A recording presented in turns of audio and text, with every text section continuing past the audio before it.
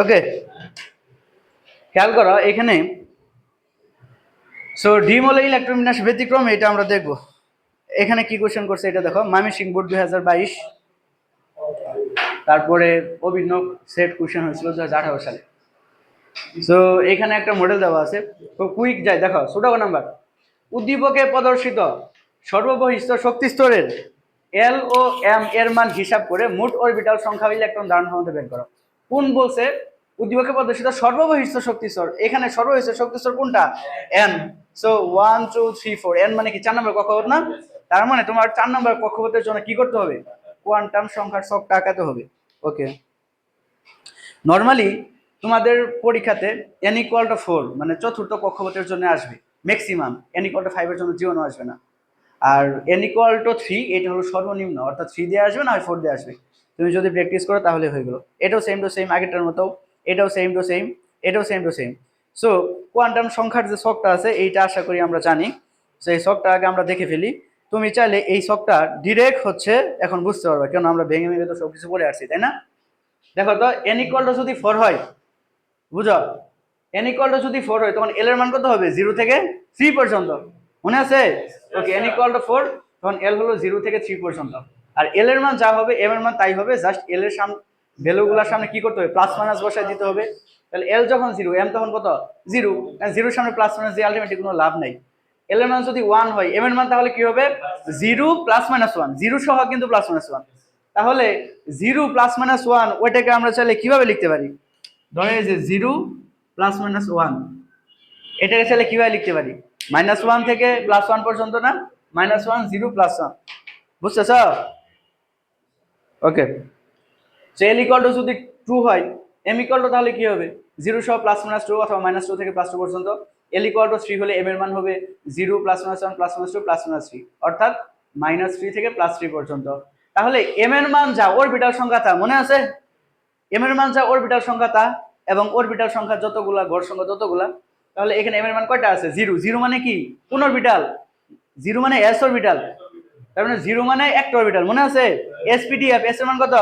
0, p এর মান 1, d এর মান 2, f এর মান 3। সেগুলো তো আগেই পড়ে আসছি, জাস্ট আমরা আজকে ফিনিশিং দেখতেছি। সো এখানে একটা অরবিটাল, এখানে কয়টা অরবিটাল? 3টা অরবিটাল। এখানে কয়টা অরবিটাল? 5টা, এখানে 7টা। সো টোটাল অরবিটাল কতগুলা? 16টা। অরবিটাল যেহেতু 16টা, ঘর কয়টা? 16টা। 16টা করে সর্বোচ্চ ইলেকট্রন কতগুলো আসবে? 32টা। 32টা, একটা অরবিটাল মানে একটা করে 2টা, তাহলে 16 করে 32টা। এখন ইলেকট্রন সংখ্যা আমরা কিভাবে করব? n নিলাম, n নিলাম, m নিছি, নিলিমাস, তাই না? n l m নিয়ে ফেলছি, বাকি আছে s। s দ্বারা বোঝায় স্পিন কোয়ান্টাম নাম্বার। আর s এর মান সর্বোচ্চ কয়টা হতে পারে? 2টা, একটা হলো প্লাস হাফ আর একটা কি মাইনাস হাফ, মনে পড়ে? এখন দেখো, তো তুমি প্রত্যেকটা করে প্লাস মাইনাস হাফ লিখে ফেলো। প্রথমে plus minus half, plus minus half, plus minus half লিখে ফেললাম। এরপরে দেখো এইখানে অরবিটাল কয়টা আছে? একটা, এর জন্য 1 দিয়ে গুণ করছি। এখানে টোটাল m এর মান কয়টা আছে? এর জন্য 3 দ্বারা গুণ করছি। এখানে m এর মান আছে 5টা, এর জন্য 5 দ্বারা গুণ করছি। এখানে m এর মান, এর জন্য 7 দ্বারা গুণ করছি। প্লাস মাইনাস হাফ মানে কয়টা ইলেকট্রন? 2 কে 1 দ্বারা গুণ করলে কত আসে? 2 কে 1 দ্বারা গুণ করলে 2 আসে। তার মানে, এখানে ইলেকট্রন আছে টোটাল 2টা। ওকে, প্লাস মাইনাস হাফ, তার মানে কয়টা ইলেকট্রন? 2টা। 2 কে 3 দ্বারা গুণ করলে কত আসবে? 6। ঘুমায় না, ঘুমায়। আচ্ছা, ভিডিও অন হয়েছে? ওকে, খেয়াল করো। তাহলে সিম্পল হিসাব হচ্ছে, এখানে ইলেকট্রন সংখ্যা 32টা। টোটাল ইলেকট্রন কতগুলো বললাম? 32টা। এটা শর্টকাটে কিভাবে বের করতে পারি? 2n² দিয়ে 32টা। আর অরবিটাল সংখ্যা হলো n² 16টা। ওকে, আমরা নেক্সট পেজে চলে যাই। আর এটা নরমালি কিভাবে আসছে এগুলো তোমরা জানো, ঠিক আছে? আর কোনটা দ্বারা কি বোঝায়? এই যে 4টা প্রধান কোয়ান্টাম সংখ্যা আছে, এখান থেকে তোমাদের এমসিকিউটা কিভাবে আসবে? প্রধান কোয়ান্টাম সংখ্যাকে n দ্বারা প্রকাশ করা হয়, সহকারী l, ম্যাগনেটিক হচ্ছে m, spin quantum number s। So প্রধান কোয়ান্টাম সংখ্যা এটা মূলত শক্তি স্তর প্রকাশ করে, আর সহকারী কোয়ান্টাম সংখ্যা এটা এই যে উপশক্তি স্তর প্রকাশ করে। ম্যাগনেটিক কোয়ান্টাম নাম্বার এটা ত্রিমাত্রিক দিক বিন্যাস, মনে রাখো এগুলো এমসিকিউতে আসে। আর স্পিন কোয়ান্টাম নাম্বার ইলেকট্রন ঘূর্ণনের দিক নির্দেশ করে। তোমরা এমসিকিউর জন্য হাজারি স্যারের অনুশীলনের শেষের যে এমসিকিউগুলো আছে না, এগুলো জাস্ট পড়ে যাবা, হুবহু কমন পাবা মানে কেমিস্ট্রি পরীক্ষায়। তুমি শিওর থাকো কমন পাবা, কারণ হাজারি স্যার বইয়ের লাস্টের দিকে কোশ্চেন ওইখানে মূলত সকল বোর্ড কোশ্চেন দেওয়া আছে। আর হাজারি স্যার বইয়ের যে সলিউশন জানো তো কোথায় আছে? বই লাস্টের দিকে আছে না? তো খুঁজে খুঁজে বের করা টাফ। আমি তোমাদের পিডিএফ দিয়ে দিব, ওই পিডিএফ এর মধ্যে একদম দাগানো আছে, বুঝতে পারছো?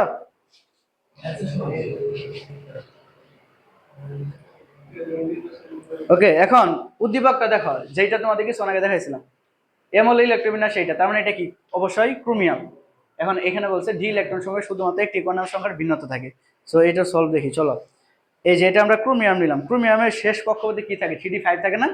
ওকে, এখন 3d5, এখন এইটা পাউলি বর্জনীতি ইউজ করতে হবে। যদি আমরা পাউলি বর্জনীতি পড়ছি কিছুক্ষণ পরে আবার একটু দেখবনি, কিন্তু তোমরা জানো যে পাউলি বর্জনীতি হচ্ছে 4টা কোয়ান্টাম সংখ্যা, মানে এনএল এমএস কখনোই সেম হবে না, সর্বোচ্চ 3টা সেম হতে পারে। একটা হলো কি থাকবে? শেষ কক্ষপথ হলো তোমার 3d, কারণ 4s ইলেকট্রন আগে প্রবেশ করে। এটাই তো আহ্বান নীতি, যে 3d এবং 4s এর মধ্যে কোথায় ইলেকট্রন আগে প্রবেশ করে? 4s নাকি 3d তে?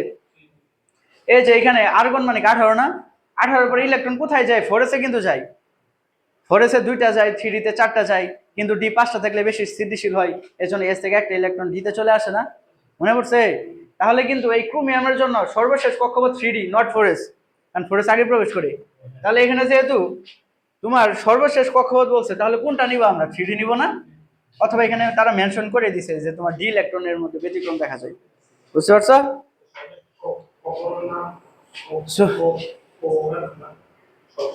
সর্বশেষ কক্ষপথ বলতে এখানে ডি ইলেকট্রন বলছে না, ডি অরবিটাল বলছিল। ওকে, এখন খেয়াল করো 3d5, তো এইখানে এন এর মান কত? 3d5 এর মধ্যে প্রথমে যে 3 আছে এটা কি এন এর মান না? এন এর মান 3, আর ডি এটা কি এল এর মান? তাহলে এর মান হলো 2, তাহলে এন এর মান 3, এল এর মান 2, তাহলে এম এর মান কত হবে? এল এর মান যেহেতু 2, এম এর মান হবে -2 থেকে +2 পর্যন্ত 0 সহ। আর এস এর মান কত হবে? এস এর মান কি সবগুলা প্লাস আপ না? 3d5 মানে কত? এই 3d এর মধ্যে 5টা ইলেকট্রন আছে, এবং 5টা ইলেকট্রন কি এরকম সোজা হয়ে আছে না, প্রথমে একটা করে প্রবেশ করে? আচ্ছা, তার মানে প্রত্যেকটা মান হলো প্লাস আপ। এখন বলো 3d5 এর যে তোমার 5টা ইলেকট্রন ছিল, কথা হলো না? 3d এর মধ্যে যে 5টা ইলেকট্রন ছিল, এই 5টা ইলেকট্রনের মধ্যে সবকিছুই কিন্তু সেম, এস এর মান সবগুলাই প্লাস আপ, 5টা ইলেকট্রন এস এর মান প্লাস আপ। 5টা ইলেকট্রনের জন্যই এন এর মান 3, এল এর মান 2, কিন্তু এম এর মান কি ডিফারেন্স না? প্রথম ইলেকট্রনের জন্য এম এর মান -2, সেকেন্ডের জন্য -1, তার মানে এইটা আমরা বলতে পারি যে পাউলি বর্জনীতি মেনে চলে, বুঝতে পারছো?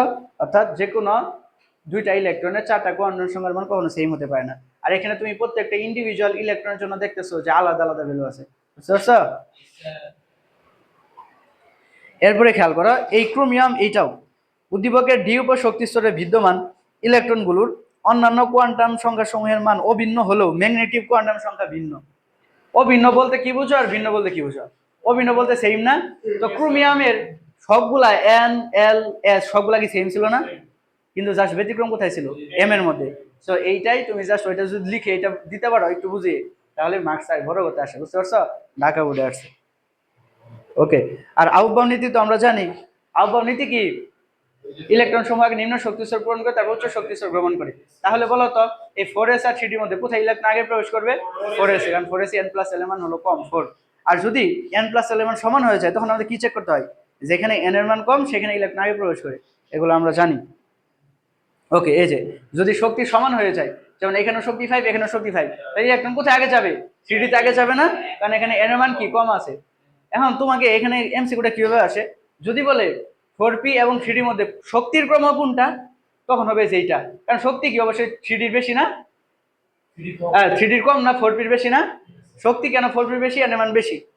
কিন্তু ইলেকট্রন প্রবেশের দিক দিয়ে যদি চিন্তা করি, ইলেকট্রন প্রথমে কোথায় যাবে? নিম্ন শক্তি স্তরে। তাহলে যেহেতু 3d এর নিম্ন শক্তি, সেই জন্য এই 3d তে ইলেকট্রন আগে যাবে। আচ্ছা, উল্টা হয়েছে, বুঝতে পারছো? 3d তে ইলেকট্রন আগে যাবে, যেমন এই যে এটা খেয়াল করো, এই পাশে যদি শক্তি বলি 3d এবং 4s এর মধ্যে শক্তি কি হবে? শক্তির ক্ষেত্রে 3d কিন্তু বেশি, কেন? 3d n প্লাস l এর মান বেশি, মানে শক্তি বেশি। কিন্তু ইলেকট্রন প্রবেশ যদি বলি, তাহলে নিম্ন শক্তি আগে যাবে, এই জন্য দেখা যায় 4s আগে যাবে। ওকে, তো এগুলো বলে যে শক্তি ক্রম কি, ইলেকট্রন বিন্যাসের ক্রম কি। সো এটা মূলত আউটবাউন্ড নীতি থেকে তোমার এমসিকিউ। এখানে কি বলছে ছোটগা, উদ্দীপকের ইলেকট্রন বিন্যাসটি ব্যতিক্রমধর্মী ব্যাখ্যা করা। উদ্দীপক কোনটা? এটা না? বলতে পারবে এটা কি আছে? n-1 d5 n-1 n = 4, তাহলে n এর মান যদি 4 বসে তাহলে এটা কত আসবে? 3d5। এরপর আসছে 4s1, আর বলতে পারবা 3d5 4s1 কোনটা? অবশ্যই ক্রোমিয়াম। এই ক্রোমিয়ামটা বেশি আসে, যেগুলো ব্যতিক্রম ওগুলো বেশি আসে, যখন ক্রোমিয়ামটা আসে কপারটা আসে। আর কি বলছে, উদ্দীপকে ইলেকট্রন বিন্যাসী ব্যতিক্রমধর্মী ব্যাখ্যা করো। অবশ্যই ব্যতিক্রমধর্মী। সো কেন ব্যতিক্রমধর্মী? তুমি জাস্ট এটা একটু এক্সপ্লেইন করে দিবা। কিভাবে এক্সপ্লেইন করবা? বলবা যে ডি অরবিটাল পূর্ণ বা D10 বা অর্ধ স্থিতিস্থাপক থাকলে বেশি স্থিতিশীল হয়, গাইড থেকে পড়লেই বুঝতে পারবা। ওকে, এরপরে দেখো এখানে একটা কোশ্চেন আছে ময়মনসিংহ বোর্ডের, ছোট নাম্বার কি বলছে? এক্স পরমাণুর ইলেকট্রন বিন্যাস আউটবাউন্ড নীতি ব্যতিক্রম ব্যাখ্যা করে। এক্স কোনটা? এটা না? তো এই যে এক্স এর নিচে 29 দেওয়া আছে, 29 মানে কি কপার? সো কপার কি ব্যতিক্রম দেখায় কিনা? অবশ্যই। কপার কত নাম্বার? কপার হলো 29 নাম্বার। ওকে, তাহলে এই যে আর্গন দিয়ে দিলাম, আর্গন মানে কত হয়ে গেছে? 18 হয়ে গেছে। এরপরে কি দিব? 4s আর 3d দিব।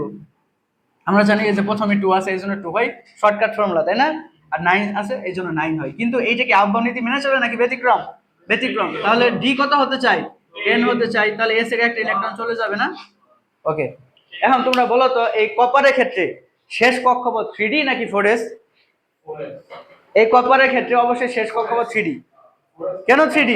ইলেকট্রন সব শেষে যে অরবিটালে প্রবেশ করে ওইটা হলো সর্বশেষ অরবিটাল। এখন 4s আর 3d এর মধ্যে ইলেকট্রন কোথায় প্রথমে প্রবেশ করে? 4s এর প্রবেশ করে। 4s এর 2টা যায়, তারপরে না 3d এর 9টা যায়, কারণ 4s এর শক্তি কম না। তাহলে এখানে 4s আছে বলে এটাকে শেষ কক্ষপথ বলা যাবে না, শেষ কক্ষপথ হলো 3d। বুঝতে পারছো? কারণ শক্তি বিন্যাসটা আমাদের বুঝতে হবে। আর এখানে ডি কেন পূর্ণ হয় এটা তোমরা জানো, এটা ব্যাখ্যা দিলে হয়ে গেল। আহ্বান নীতি এইটাই যে ইলেকট্রন আগে নিম্ন শক্তি স্তর পূরণ করে দেন উচ্চ শক্তি স্তরে গ্রহণ করে। এখন আমরা চলে আসলাম পৌলির বর্জন নীতি, এটাকে ইংলিশে বলা হয় পাউলি এক্সক্লুশন রুল। পড়াশোনার দাসটা কি বুঝতে পারতেছ? একটা পর একটা যাচ্ছি। সো পাউলির বর্জন নীতি থেকে আমাদের কি ধরনের সিকিউ আসে, যে এখানে খেয়াল করো বরাবর। উদ্দীপকে 2 নং এর মৌলটি সর্বশেষ শক্তি স্তরের ইলেকট্রন বিন্যাস পলির বর্জন নীতির সমর্থন করে কিনা বিশ্লেষণ করো। 2 নং মৌলটির 2 নং কোনটা? এটা না? সো 2 নং মৌল কি? এটা তো আমাকে ফার্স্ট অফ অল আইডেন্টিফাই করতে হবে, তাই তো? এখন 2 নং মৌল এখানে আছে তোমার X2+, কি আছে? দেখো X2+ আছে এবং এখানে বলা আছে n = 4 এবং n-1 D10। তাহলে এটা কি কপার হবে? এটা আমি এমনি বুঝতে পারছি। কেন কপার হবে বুঝতে পারছি। n-1 মানে কি? তাহলে 4 থেকে 1 চলে গেলে কি থাকে? 3 থাকে। তাহলে 3d10। আর এর বাইরে কি কিছু আছে? না। কিন্তু এখানে আছে X2+, তার মানে দুইটা ইলেকট্রন চলে গেছে না? না, 3d এর পরে কোথায় যায়? 4s এ। তার মানে 4s এও দুইটা ইলেকট্রন ছিল এবং ওই দুইটা ইলেকট্রন কি হয়েছে? চলে গেছে। দুইটা ইলেকট্রন চলে যাওয়ার পরে এখানে 3d10 পর্যন্ত আছে। তাহলে বলো তো 3d10 আবার দুইটা ইলেকট্রন চলেও গেছে, তাহলে টোটাল কয়টা ইলেকট্রন হলো? 29টা হয়েছে। 29টা হয় কিনা? হ্যাঁ, আচ্ছা বুঝো না, এটা হবে জিঙ্ক। 30টা হয়েছে। 30টা কিভাবে? কারণ 3d10 পর্যন্ত কয়টা হয়?